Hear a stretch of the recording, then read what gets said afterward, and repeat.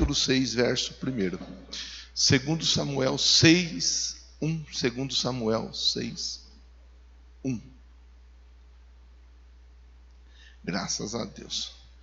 Segundo o livro do profeta Samuel, capítulo 6, verso 1, diz assim: de novo Davi reuniu os melhores guerreiros de Israel, 30.000 ao todo. Ele e todos os que o acompanhavam partiram para Baalim, em Judá, para buscar a arca de Deus, arca sobre a qual é invocado o nome do Senhor dos Exércitos, entronizado entre os querubins, acima dela.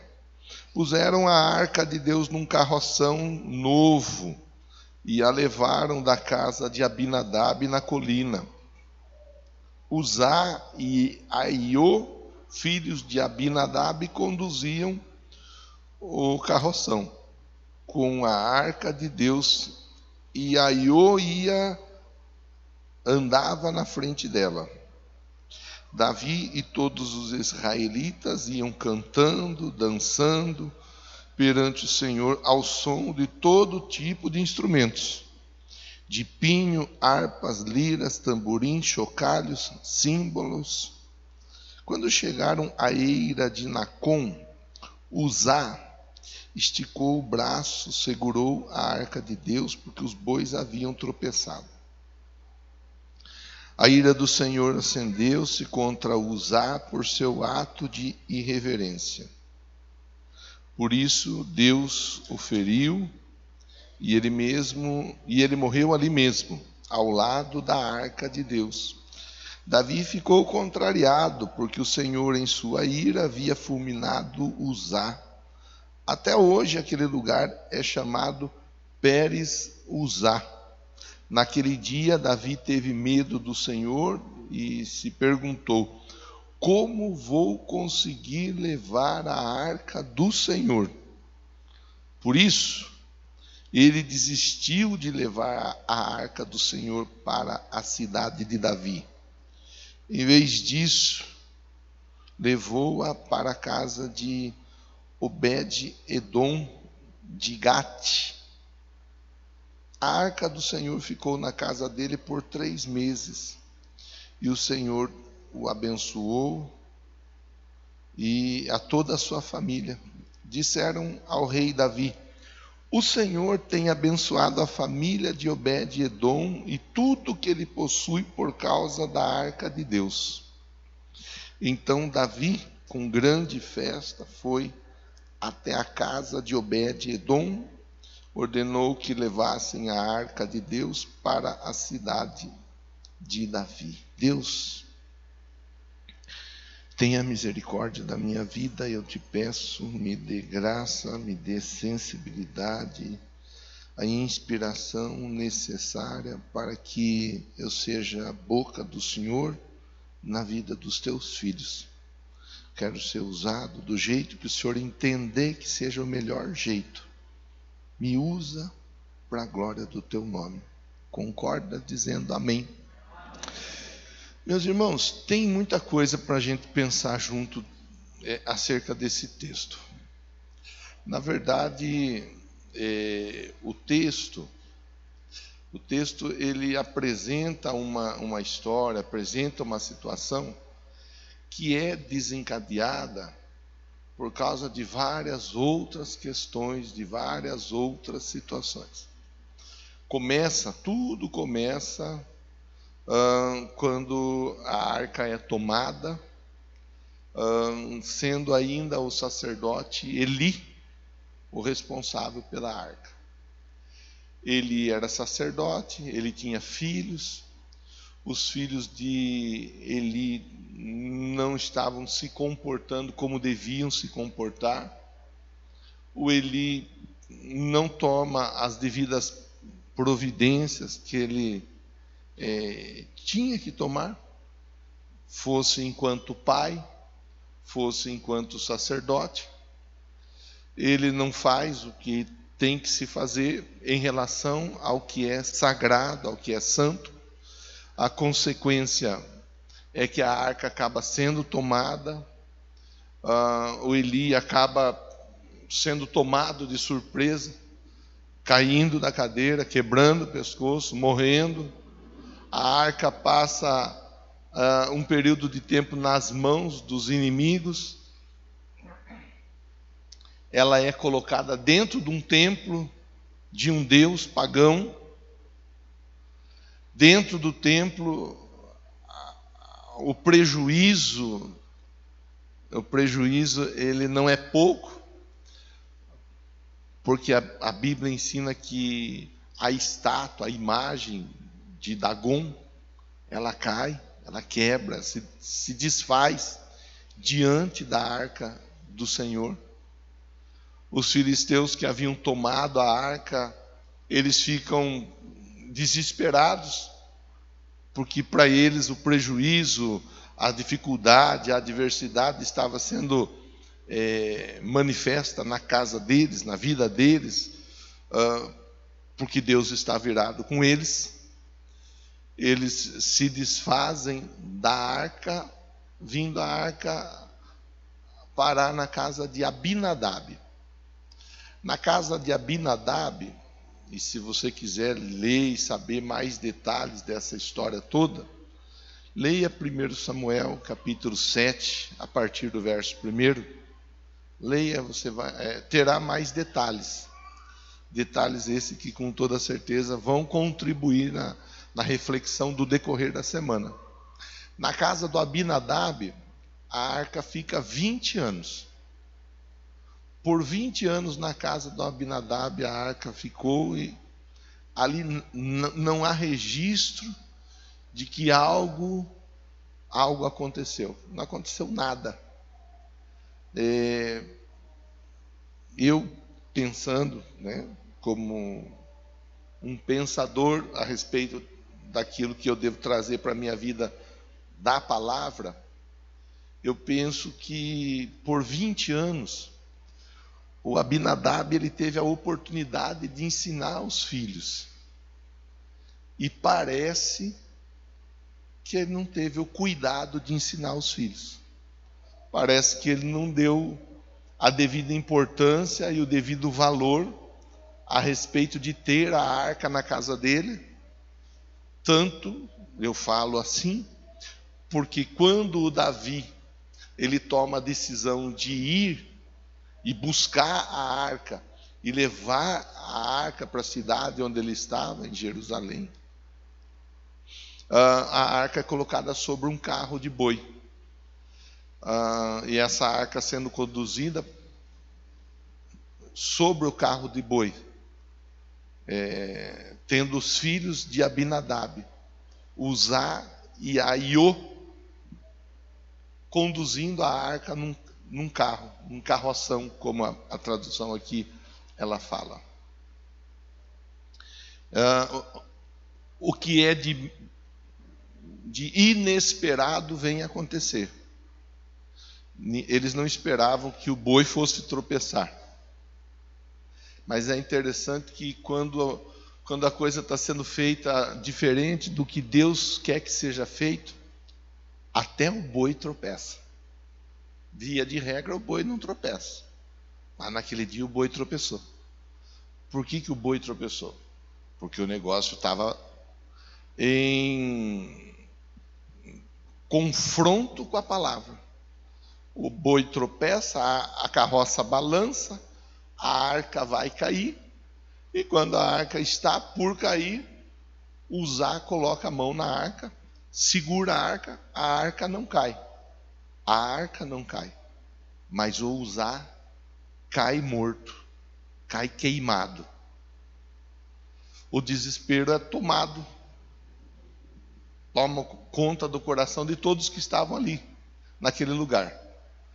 Fazendo a leitura, nós vimos que havia festa com dança, festa com vários instrumentos, havia muita alegria, mas de repente aquela alegria, ela se tornou em espanto, ela se tornou em pranto, aquela alegria, ela fora substituída.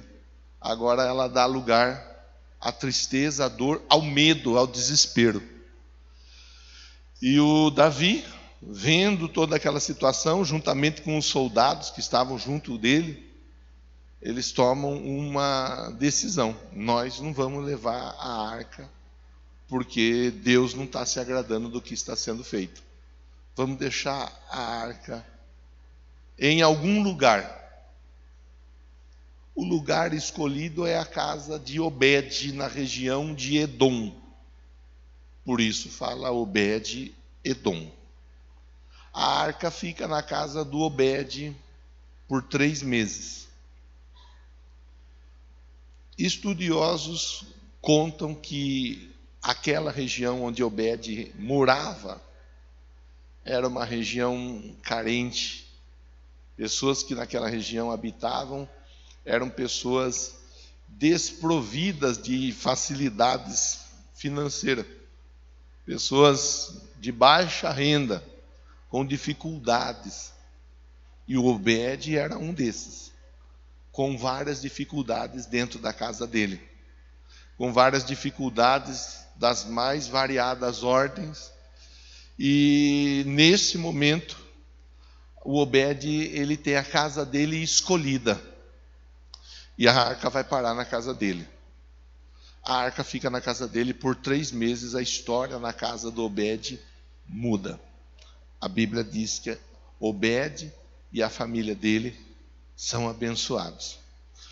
Tendo chegado a informação até Davi, que Obed e a família dele tinham sido abençoados, o Davi volta para buscar a arca. E a história, ela segue. É muita coisa para a gente pensar, mas dá para nós pontuarmos algumas coisas importantes por decorrer dessa semana. Dá para nós pontuarmos aqui. Dá para nós, primeiro, pensarmos a respeito do objeto chamado arca, o utensílio chamado arca, que representava, não era Deus, mas representava Deus. Era algo santo, algo sagrado. E parece que eles não estavam se preocupando muito com o que era sagrado.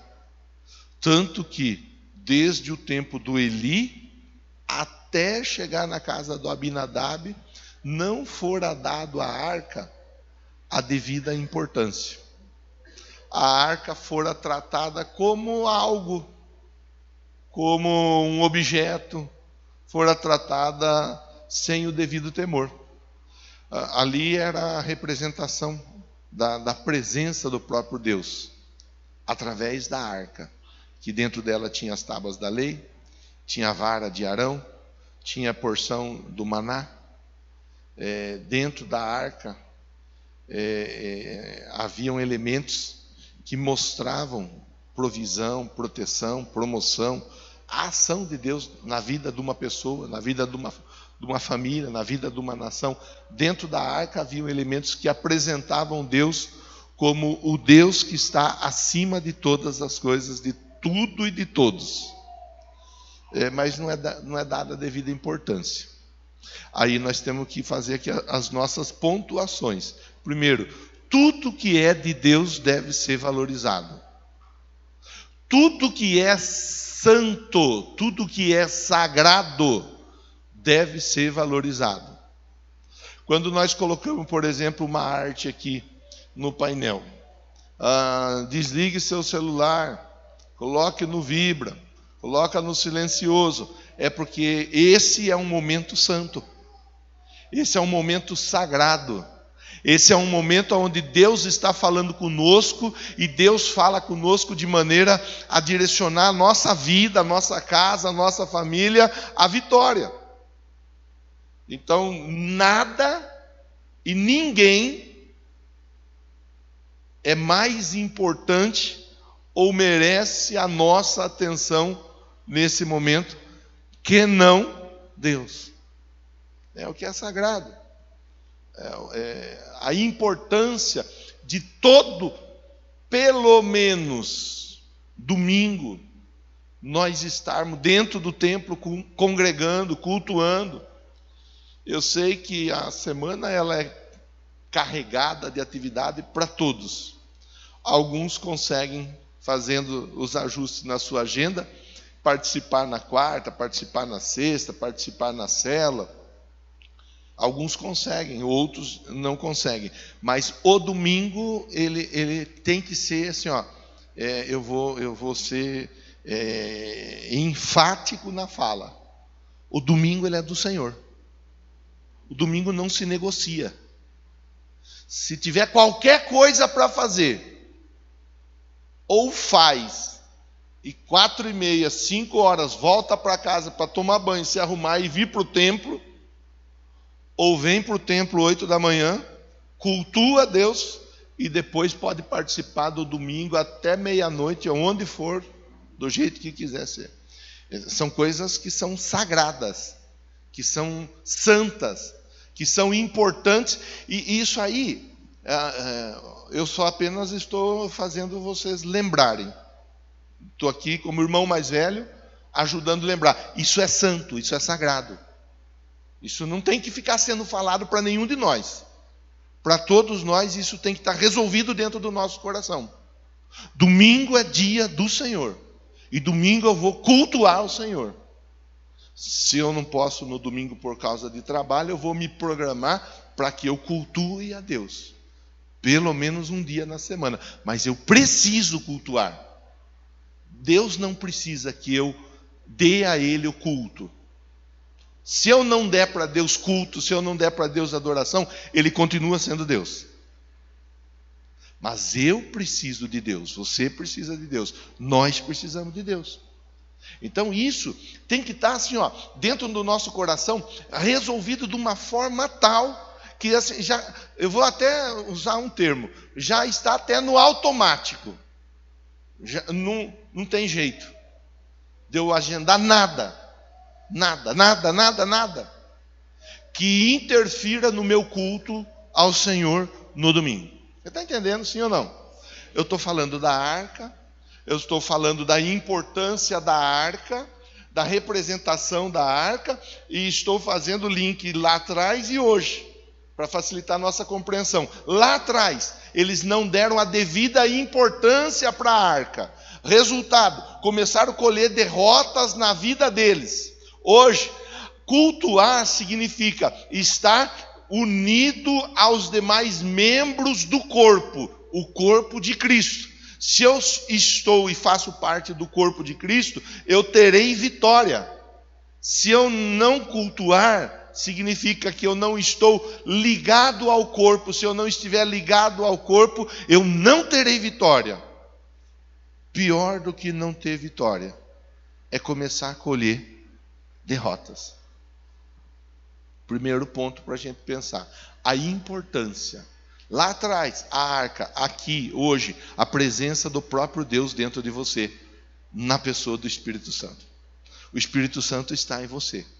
Aí cada um vai ter o seu entendimento. Opa, pera lá, eu vou valorizar a minha vida com Deus, valorizar a ação de Deus na minha vida.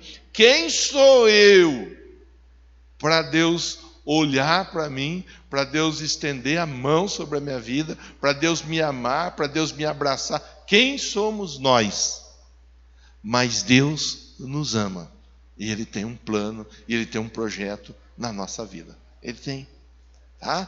Segundo ponto que eu acho importante nós valorizarmos aqui, para irmos depois para o desfecho da nossa reflexão. A importância da figura do pai. O Eli era o sacerdote, era o chefe do lar, era o sacerdote do lar. A bênção no lar do Eli passava por ele. O Abinadab era o sacerdote do lar. O Abinadab era aquele que fazia com que a bênção de Deus passasse por ele. Então, a bênção para chegar no lar, ela era importante. Ela era importante a partir do Eli, a partir do Abinadab. Irmão, preste atenção aqui. Você é importante dentro do seu lar. A bênção para ela chegar no seu lar, ela passa por você. Irmão, você tem que se posicionar como o homem do lar, o chefe do lar, o sacerdote do lar. Você tem que entender que tudo que Deus vai fazer na sua casa, Ele vai começar por você. Eu não sei como que é o seu relacionamento com Deus.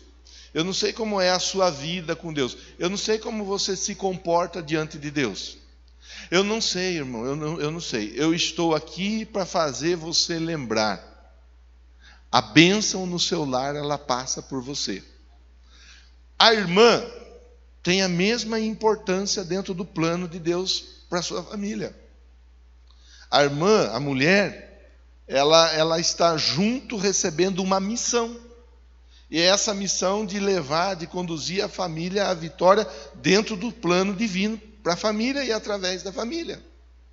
Cada um de nós temos a nossa importância. Eu pego no pé, você sabe que eu pego no pé. Eu costumeiramente eu falo aqui da necessidade de cuidar do filho, de cuidar da filha. Eu falo, olha, traz o filho para receber unção, traz o filho, a criança para a sala de aula. Coloca o filho, coloca a filha dentro da escolinha para aprender música, para ir desenvolvendo habilidades, aprendendo disciplina, aprender sobre temor e assim por diante, dentro do contexto bíblico. Eu estou aqui te incentivando.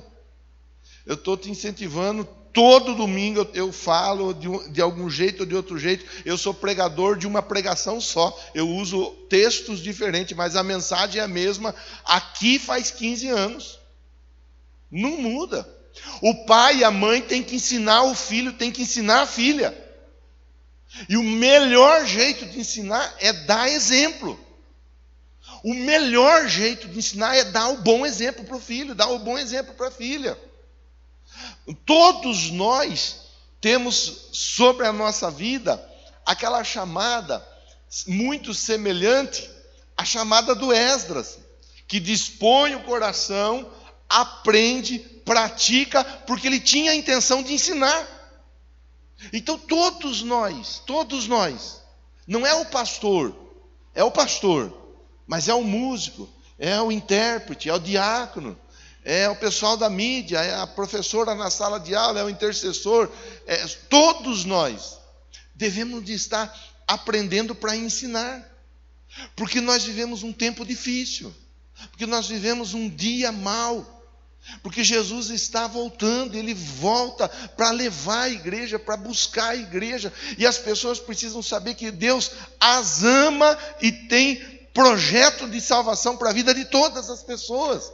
A Bíblia diz como foi nos dias de Noé, casavam, davam-se em casamento, com outras palavras, eles faziam o que eles queriam fazer, mas eles não estavam preocupados nem um pouco com aquilo que dizia respeito ao sagrado. Choveu, e quem entrou na arca foi salvo. Quem não entrou na arca ficou para trás. Vai ser assim. Não será com chuva. Será Jesus vindo nos ares, sobre as nuvens, com grande glória, ao toque da trombeta. A igreja será arrebatada. Nós até cantamos uma música, mas a igreja será arrebatada. E vai embora a música assim. Nós estamos esperando isso. Estamos esperando. Então, pai, mãe, irmão mais velho, irmã mais velha, assume o compromisso de aprender, de praticar e de ensinar a palavra de Deus. Fizemos essa semana a bênção no lar. Vários irmãos fizeram a bênção no lar. Se você não fez ainda, faça a bênção no seu lar. Ministra a bênção, leia o texto. Eu dei o texto pronto, só ler, não tem necessidade de mais do que isso. Na minha casa nós fizemos. O Luiz Felipe fez a leitura da Bíblia, eu compartilhei com vocês o vídeo, para que servisse de inspiração, para que em outras casas, outras crianças também fizessem a leitura. Eu fiz a leitura do texto, não fiquei pregando na minha casa, não. Eu fiz a leitura do texto, a Márcia fez a leitura do texto, minha irmã Cristina estava ali, ela fez a oração, fizemos juntos ali o culto no nosso lar, o Dudu estava junto, participou junto. Não fiz nada além do que estava na folha. Nossa reunião demorou ou durou, depende do jeito que você quiser entender, 10 minutos, não passou disso. Coisa sucinta, coisa resumida, coisa abreviada, mas fizemos. dizendo assim, ó, essa casa aqui acredita no Deus de Abraão, de Isaac e de Jacó. Essa casa tem procurado trazer a bênção sobre esse lar. Faça, irmão, faça, irmã. Você não fez? Faz. Pastor, mas eu não tenho folha. Aqui tem folha, e se acabar a folha, nós imprimimos mais folha para você. A ideia é que todas as famílias façam. Eu estou falando do segundo ponto. Tanto Eli não tomou o devido cuidado, quanto o Abinadab não tomou o devido cuidado. Aí eu vou para um terceiro ponto ainda, onde nós podemos fazer uma reflexão, olhando para a diferença dentro das duas casas. Na casa do Abinadab não acontece nada, são 20 anos. E aí você me ouve falar, às vezes tem pessoa que fica brava, que fica irritada, chateada comigo, porque eu repito, e eu vou continuar repetindo. Uma coisa é aquela pessoa que chegou ontem, anteontem, que tem um mês, uma semana, um ano que está conosco e está lutando no dia a dia. Outra coisa é gente que está em Cristo já há 15, 20, 30 anos. Tem que ter diferença, tem que ter transformação. Tem que ter, se não tiver, alguma coisa está errada. E o Abinadab, ele é um bom exemplo, a casa do Abinadab é um bom exemplo para isso. 20 anos na casa dele, não aconteceu nada. Por que não acontece? Porque trata a arca como se fosse um objeto qualquer. Por que não acontece? Porque trata a presença de Deus como se fosse algo qualquer. E muitas vezes trata a presença de Deus de uma maneira inferior à que trata os amigos. Às vezes, quando está na roda de amigos, os amigos têm toda a atenção, com os amigos dá boas gargalhadas, às vezes até se emociona, seja amigo, seja amiga, até chega a se emocionar e derramar lágrimas. São aquelas reuniões dos amigos que são muito jóia, muito top. Chega diante de Deus, não tem sentimento nenhum. Chega diante de Deus, é uma pressa para poder ir embora. Chega diante de Deus, é um desespero para ver como que está o relógio e assim por diante. Então, na casa do Abinadab não acontece nada, mas na casa do Obed-edom acontece. Acontece a bênção, acontece o milagre, acontece a transformação. Veja como que ambos receberam a mesma oportunidade. Ambos receberam a mesma oportunidade. A mesma arca estava na casa dos dois. A diferença, que quando a arca foi colocada na casa do Abinadab, a ira do Senhor não tinha se acendido contra o povo. Então, a ira do Senhor, ela não estando acesa, o Abinadab pôde receber a arca sem pressão nenhuma. Na casa do Obed, pense, a arca vai ficar na sua casa. A arca, que arca? A arca do Senhor, porque ali teve um episódio ali na frente, aí o rapaz, o Uzá, filho do Abinadab, resolveu pôr a mão na arca, morreu queimado. Imagina, irmão, a pressão na vida do Obed.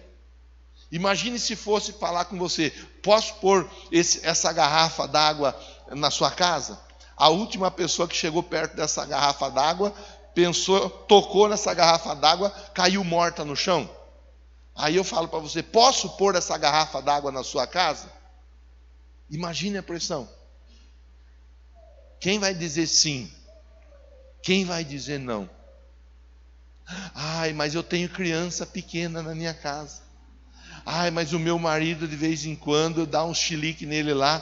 Pode ser que a minha esposa tem hora que dá a louca nela. Eu acho que na minha casa não, pastor. Imagine a pressão. Na casa do Obed, a arca ficou.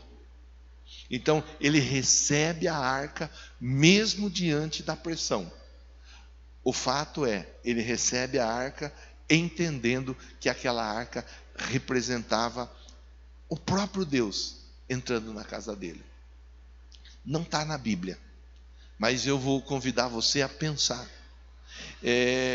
Estudiosos dizem que o Obed, ele enfrentava dificuldades das mais variadas ordens na casa dele. Será que o Obed, em um dado momento, ele não esteve junto com a esposa E ele conversou com a esposa. E ele falou: vamos orar para ver se Deus faz alguma coisa na nossa vida. Porque não é possível a gente passar tanto aperto, tanto perrengue, e Deus não fazer nada por nós. Vamos orar. Eu estou convidando você a pensar. Eu pensei, mastiguei dessa forma. O Obed junto com a esposa, orando a Deus: Senhor, o Senhor está vendo, a geladeira nossa está vazia. O Senhor está vendo, Deus, a internet nossa está cortada.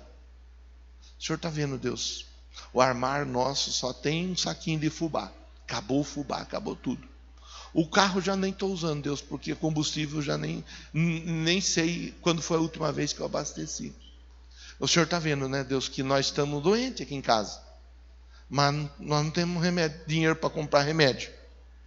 O Senhor está vendo as dificuldades que nós estamos enfrentando. Nossos filhos ficam na nossa orelha todo dia: pai, pai, mãe, faz isso, faz aquilo, nós queremos isso, nós queremos aquilo. Mas o Senhor está vendo que nós não temos nada para fazer. Aliás, Deus, eu saí ontem lá no quintal, na minha horta, para fazer a colheita de algum alimento. E quando eu cheguei lá não tinha alimento nenhum na minha horta, só tinha terra. O canteiro estava lá, mas não tinha alimento nenhum, não tinha plantação nenhuma, não tinha vegetação nenhuma. Eu preciso que o Senhor faça alguma coisa. Aliás, aquele último fiozinho de água que tinha no poço, no fundo de casa, já acabou. Ontem, quando nós puxamos a água, nem saiu água, saiu um lodo. Deus, socorre-me. Será que o Edom ele não tinha feito uma oração assim? Será, irmão? E de repente, quando alguém vem com a arca, ele olha para a esposa dele olha para ele, um olha para o outro, e não precisa falar nada. Eles por si só já entenderam. Nós pedimos para Deus enviar a provisão. Deus não enviou a provisão. Ele veio pessoalmente. Meu Deus, sabe? A Bíblia está aberta para nós pensarmos. O Espírito Santo de Deus está falando conosco. Talvez tenhamos pessoas aqui que estão igual estava o Obed e a esposa e a família dele. Talvez as dificuldades sejam outras. Talvez você tenha coisa na geladeira, alimento na geladeira. Talvez o armário da sua casa até esteja abastecido. Seu carro está com combustível. Aliás, não cabe carro mais hoje. Encheu de carro, graças a Deus por isso. Isso é bênção. É o povo tudo com carro. Talvez o problema não seja financeiro, mas talvez tenha algum outro problema que você tem orado e tem conversado com Deus e tem falado: Deus, o negócio está feio, eu preciso que o Senhor faça algo na minha vida, algo na minha casa, algo na minha família, eu preciso que o Senhor me socorra. E aí Deus vem falar conosco na noite de hoje usando o exemplo de duas casas diferentes. Uma casa, a casa de Abinadab, que não faz questão nenhuma da presença de Deus. A outra casa, a casa do Obed, que valoriza a presença de Deus.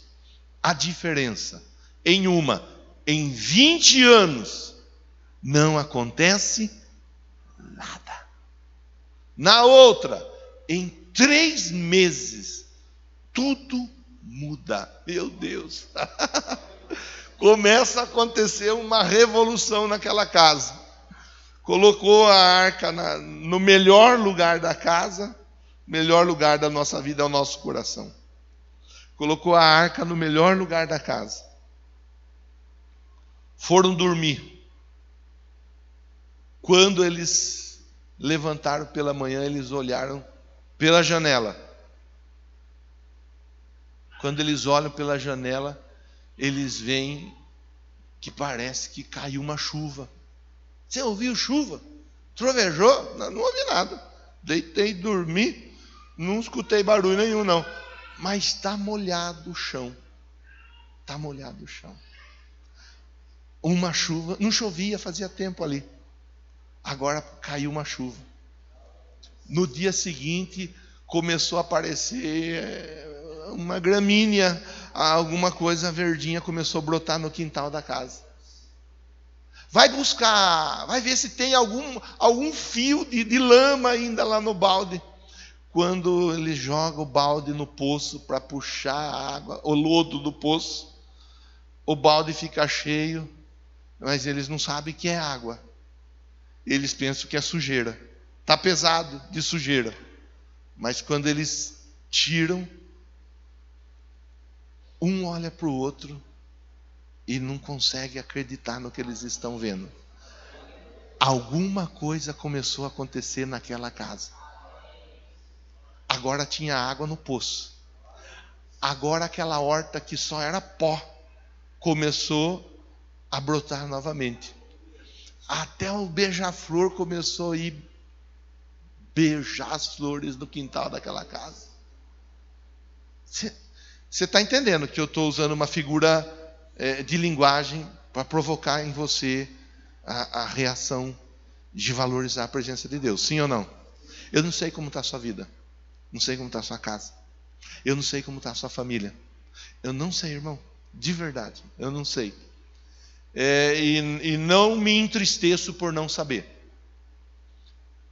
Porque eu sei que Deus está me usando para dizer para você: eu quero mudar a sua vida. Eu quero mudar a sua casa. Eu quero mudar a sua família. E é a partir daí que a história, ela segue o fluxo. 3 meses muda tudo. Por quê? Porque em 3 meses, na casa do Obed, são realizados atos que em 20 anos não foram realizados na casa do Abinadab. Em 3 meses o Obed, a esposa, a família, eles se reúnem para agradecer, para cultuar, para valorizar a Deus e a presença de Deus.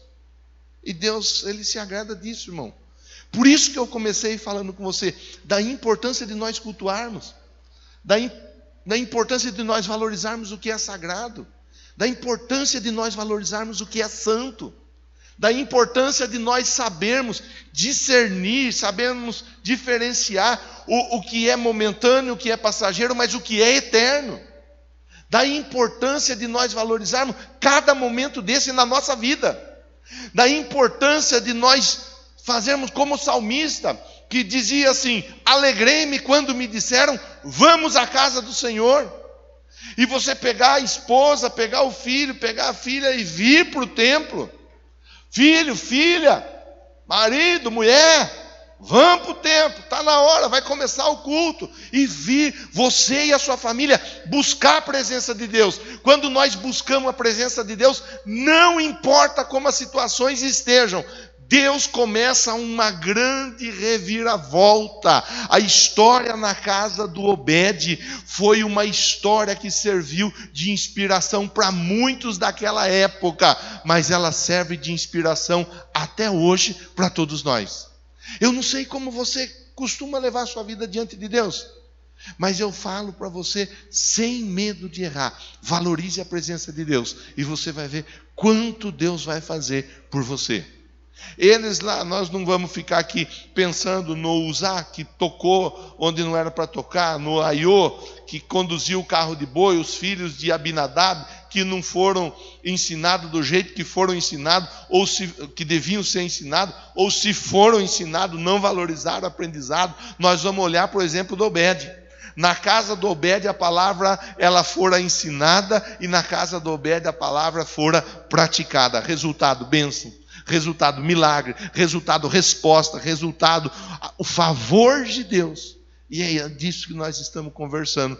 Daqui a pouco nós vamos participar do corpo e do sangue do Senhor Jesus. Ele não está aqui fisicamente, mas Ele está aqui espiritualmente através dos elementos, o corpo, o pão e o sangue no suco, onde nós juntos fazemos memória, valorizamos. Olha, estamos lembrando o sacrifício do Senhor por nós. O Senhor pode não estar aqui fisicamente, mas o Senhor está aqui na pessoa do teu espírito, está aqui na pessoa da tua palavra. A palavra, Ele é o verbo. Deus está aqui, irmão.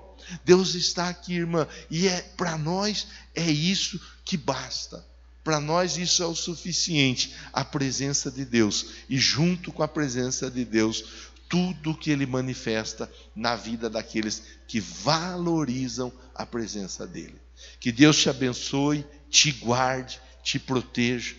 Deus te ajude a pensar melhor sobre isso. Deus te ajude a pensar melhor sobre essa história que eu contei para você, que é uma história verdadeira, é uma história bíblica, é uma história que muda vidas, que transforma casas, que transforma famílias.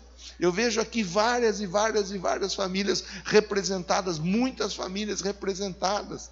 Cada um de vocês é uma família. Alguns conseguem estar junto, marido e mulher, outros conseguem estar marido, mulher e filho ou filha, outros marido, mulher, filho, filha, e mais um filho, mais uma filha. E outros, a família vai até um pouco além, outros estão sozinhos representando a família, mas você é uma família. E Deus alcança a sua família através de você. Pense nisso. É o convite que eu faço para você na noite de hoje, através da palavra de Deus. A Bíblia está aberta e a Bíblia é a palavra de Deus. Feche seus olhos, mesmo assentado. Faça agora a sua reflexão, a sua avaliação. Opa, pastor, o senhor está falando aí, mas eu de verdade, eu trato Deus e a obra de Deus, eu trato tudo como se fosse qualquer coisa. Na verdade, eu nem valorizo muito não, viu? Para mim, igreja, Deus, Bíblia, pastor, irmão, irmã, isso tudo não faz muito sentido. Pois eu quero dizer para você, na casa do Abinadab, isso tudo também parece que não fazia muito sentido. Até que o choro chegou. O choro chegou. Em contrapartida, na casa do Obed, o choro estava instaurado, mas o choro foi mudado pela presença. Está na Bíblia que o choro pode durar uma noite. A alegria, ela vem pela manhã. Meu Deus, obrigado por essa oportunidade de pensar com meu irmão, com a minha irmã. Pensar em um texto tão importante, tão impactante da tua palavra. Obrigado. Obrigado porque momentos como esse podem fazer a diferença na nossa vida. Na casa do Abinadab, tudo começou com festa, acabou com choro. Na casa do Obed, durante algum tempo havia choro,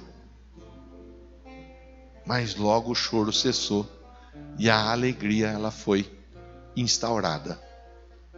É assim que eu quero declarar a vitória na casa, na vida, na família desse irmão, na família dessa irmã. Onde tem choro, onde tem tristeza, onde tem dificuldade, onde tem alguma situação adversa, pelo poder que há no nome de Jesus, a alegria vai entrar e vai fazer morada para a glória do teu santo, bendito e precioso nome. Diga amém.